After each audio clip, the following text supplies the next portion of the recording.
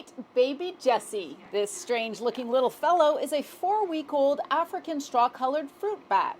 Named him Jesse. His mom's name was Jessica, so we've kind of kept that going in honor of her. He's growing like a weed. He's exploring his incubator. We were feeding him every 2 hours, so 12 times a day.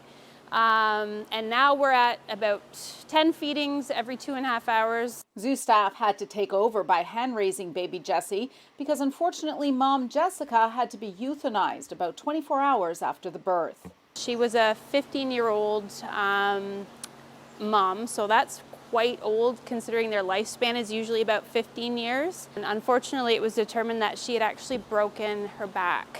So she had likely fallen due to the weight of the babies.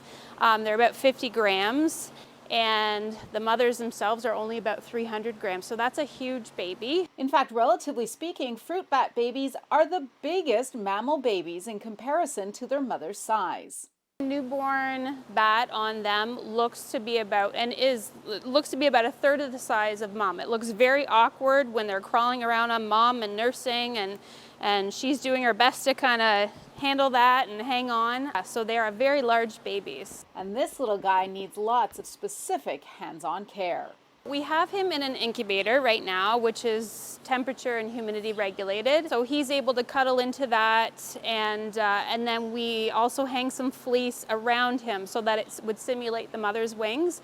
During that time, we're stimulating him, we're touching him, we're giving him massages and tickling him, and because they are very social species. Now he's still on a formula.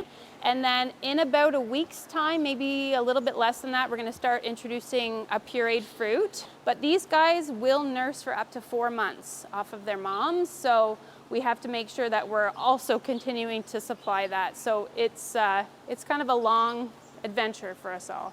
Well, zoo staff will continue their around-the-clock care. It could be up to 4 months before little Jesse is introduced into the full colony. At the Toronto Zoo, Audra Brown, City News.